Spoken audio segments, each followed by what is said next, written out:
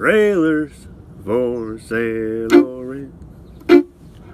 Rooms to let, 50 cents. No phone, no pool, no pants.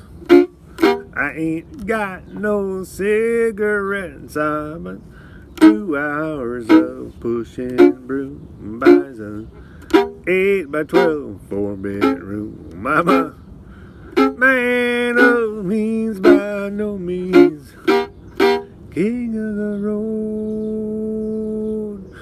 Third boxcar, midnight train. Destination Bangor, me. Oh, worn out suit and shoes. I don't pay no union dues. I smoke old stogies I have found.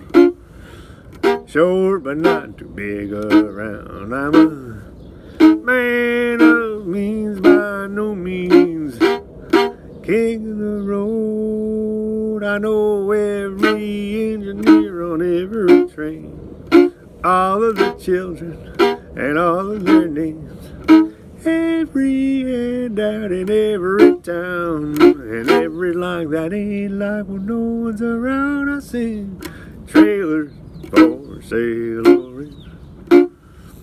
Rooms to let, 50 cents. No phone, no pool, no pens. I ain't got no cigarettes. I'm in 2 hours of pushing broom. Buys a 8 by 12 4-bedroom. I'm a man of means, by no means king of the road.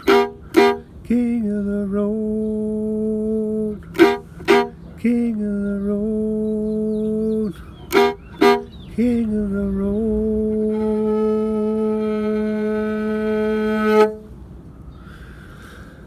Welcome to Out of the Blue number 392. Check it out.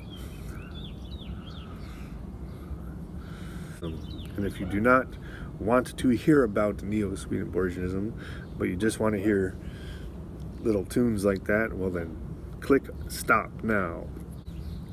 And I get this response sometimes where people say, for example, they'll say, I've never heard of it. And then they'll stop listening because they've never heard of it. So essentially they're using their own ignorance as an argument. Well, I've never heard of it. Well, of course you've never heard of it. It's new. What can I tell you? So you're hearing about a new thing, maybe. And it's also tied up with magic. Want to see some magic? This. Where is it? Is made of wood. This is a deception. I don't smoke. But somehow this thing came into my life. A wooden cigar. The line between subjectivity and objectivity is becoming kind of blurred. And the reason it's becoming blurred is because of a lack of focus. It's not actually a blurry line, it's a very, very clear line.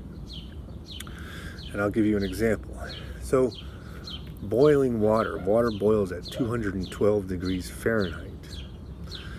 Now, is that hot or cold?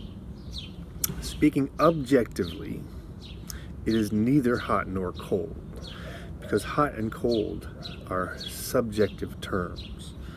Okay? So if I say that objectively this water is neither hot nor cold, it is, speaking objectively, 212 degrees Fahrenheit. And I can tell because it just started to boil. That's the temperature at which water starts to boil.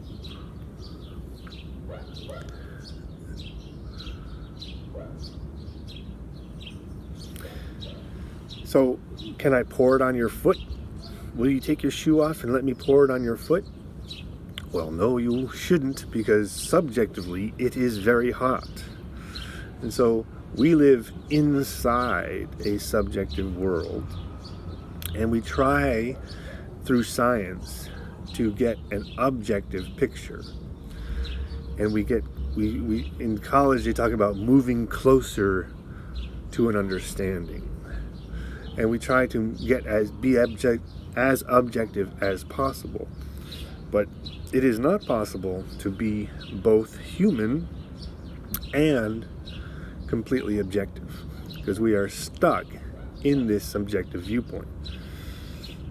So when I say, for example, God can be proven to exist, God can be proven to exist as one thing, and that is as a subjective human experience.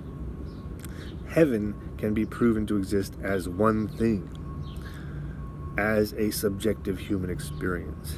Magic can be proven to exist as one thing, as a subjective human experience. Now, the question is magic, is heaven, is God an objective reality? I'm not speaking on that subject. I can't answer that. Okay? So when I say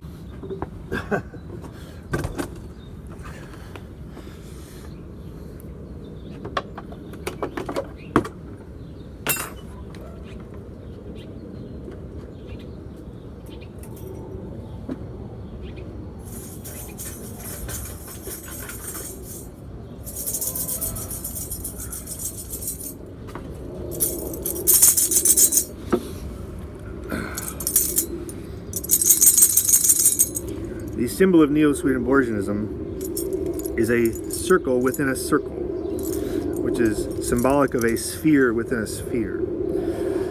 But if this was a sphere and there was a sphere inside, you could only imagine it. You couldn't see the inside sphere because there'd be an outside sphere covering it. So this is the symbol of Neo-Swedenborgianism. So what we are saying is that humans live within this subjective reality. And there is an objective reality outside of it that we cannot ever experience. All right? Now, I don't want to go on too long. 10 minutes almost. But I will say one other thing about what I was talking about in the most recent videos about following your heart.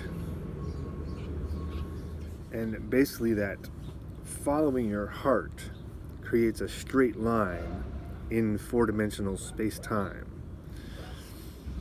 And so following your heart is not always an easy thing to do, because there's all these things pulling you in all these different directions. So it's hard to know actually what it is, where your heart is directing you. And sometimes it takes a little trial and error.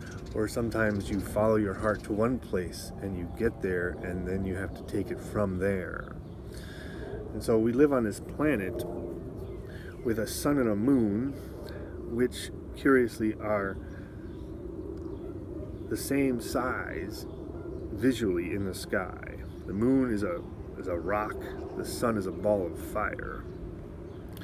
But the moon, which is a rock, is close to the earth, and the sun, which is a ball of fire, is farther away. And due to this perspective, they appear to be the same size.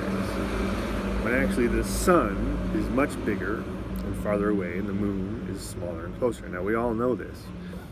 But we, humans, are products of this earth and products of this environment, wherein there's a faraway sun and a close moon that appear to be the same size. And it seems to me that we have that same thing here with our head and our heart.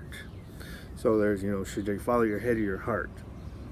Your mind is like the moon, and your sun is like the heart. So the sun, the heart, and the moon, the mind, appear as equal, when in fact one is the source of all life and the other is simply a reflection.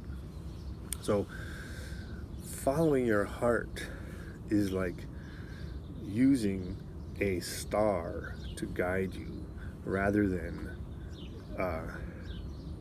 the moon to guide you, because the moon is a satellite around the Earth, and the Earth is a satellite of the sun, and much more important to our actual livelihood and well-being. So follow your heart wherever it leads you. That's the basic premise of Neo-Swedenborgianism. Thanks.